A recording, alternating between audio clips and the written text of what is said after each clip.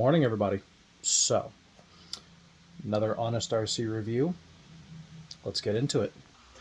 So, this build right here, you may be wondering, this is the Dodge M4s Turbo Interceptor from the movie The Wraith. Now, body, wheels inside, movie car shit aside, the RC in question for today is the chassis.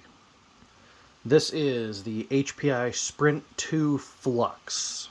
I picked this up a little while ago, and I've been, I was looking for a chassis to mount this body on. I was able to pick this chassis up, and I got the printed wheels and tires mounted to it, the body mounted with magnets. See, it just, let go, pops on and off with magnets. So, now the body is aside, let's get into this. Now, the chassis setup, it's four-wheel drive, belt-driven. The motor is over here in the back.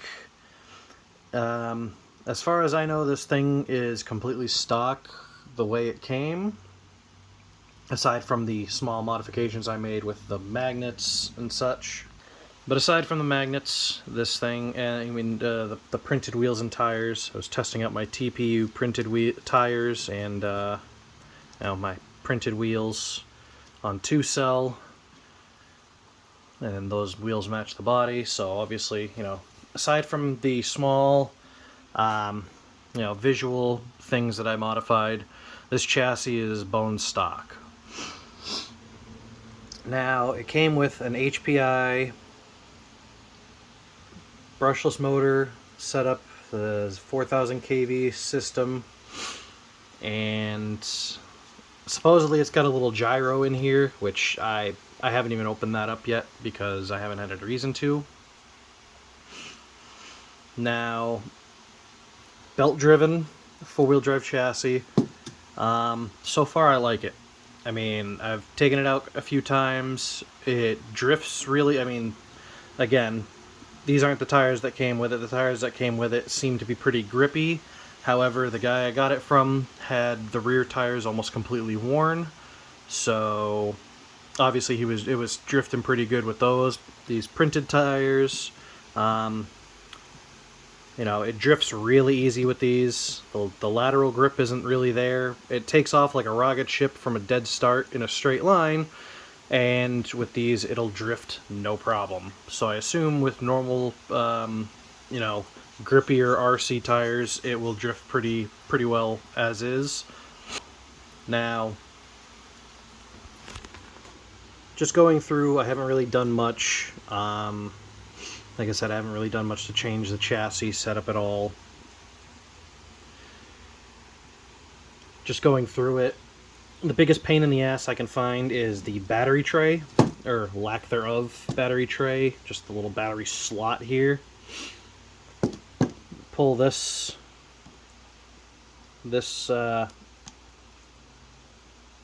come on, god damn it, no nails. Pull that clip. Once that body clip, or that little clip is out, this is all you get to be able to put a battery in and out, because it's attached elsewhere. So, yeah, you can twist that way and, really bend it to stuff a battery in there. It's kind of just meh. I not really something that I would have put on here as a feature, because I want my batteries to be secure. I want them easy to get access to. Take them in, take them out, put them in.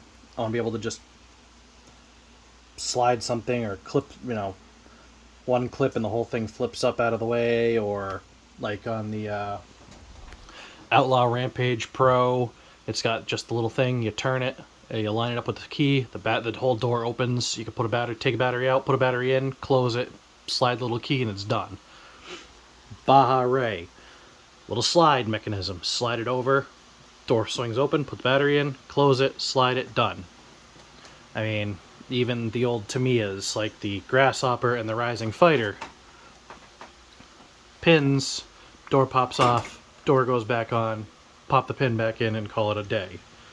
I mean, how hard is it to make it so that way the battery is pretty easy?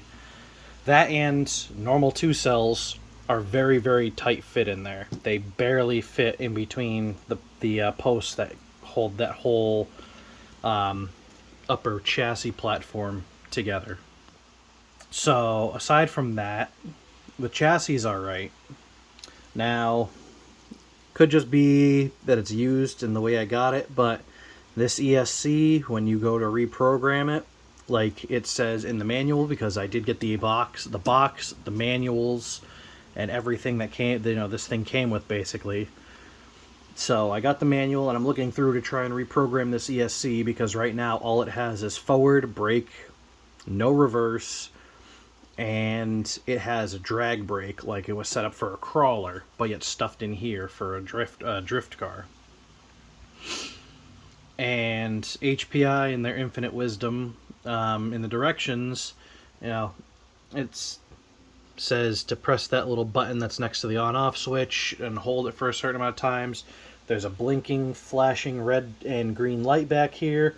The only light I've ever seen come on this one is the red one, and it will not, let me adjust any of the inputs. This ESC is supposed to be completely programmable by itself. No programming card required, no nothing. And for some reason, this ESC refuses to let me program it to not have the drag brake and to put reverse back on.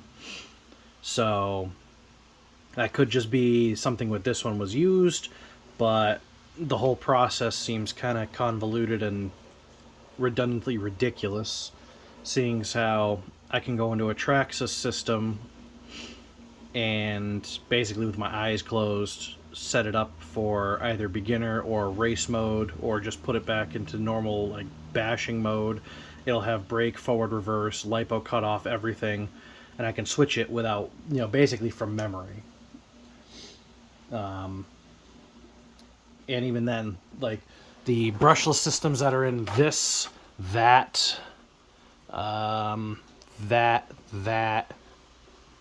this, the other sledgehammer, the brushless system that's in that, all of those took, the little programming cards, and those are fairly easy to set up.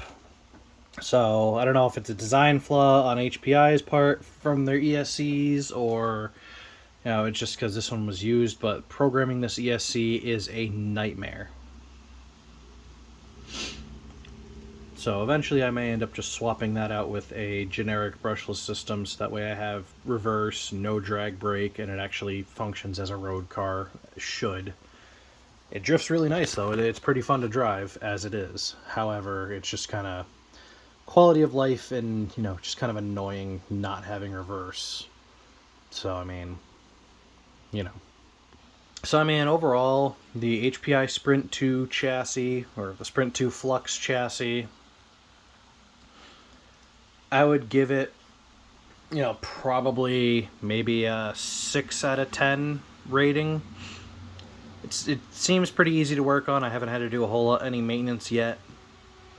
It's a fast chassis, don't get me wrong. With this 4,000 kV brushless motor that it came with from, out of the box, it is fast and it drifts nice. It's just, some of the little electrical issues with the programming and, just dumb little things like the batteries barely fit, your standard 2-cell batteries like this one being too wide, and you have to force it into the battery tray to actually get it to, go on, and then you can put that little clip back in. That's just dumb little annoying things that, I will deduct points off of, because, ease of use. You want to be able to take the battery out, put a new battery in, and continue having fun. Not have to sit here and force it in and or out of the battery tray, and then, you chance ruining your battery, You know, luckily I use 90% of my batteries are hard case lipos, so I don't really have to worry about, you know, a little bit of puncture from, you know, trying to squeeze it in there, or, you know, forcing the cells if you use a soft pack battery. It just a lot of quality of life issues on this thing. So yeah, I mean, a 6 out of 10 rating. That's what I'll give it. I don't know if it was worth the $300 price tag, brand new, that it said on the box. But I mean, it's cool. The belt drive works really well, and it is pretty fast. So I mean, you know, buy at your own risk. Nothing against HPI. I've had a couple of other HPI cars that I really enjoyed, even though they were slightly flawed. It's just, you know, do with that information what you will. Thanks for sticking with it today, and you know, watching to the end of the video. If you have any questions, feel free to comment down below, or linked in the description are several ways to contact me via social media or email, you know, direct to me.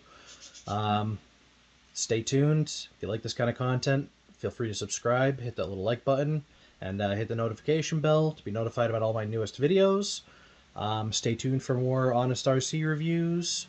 If you have any specific questions, or you want to see, you know, one of my trucks from my collection up close, and, you know, do a more in-depth dive on, you know, that specific vehicle, feel free to ask, and you know, let me know.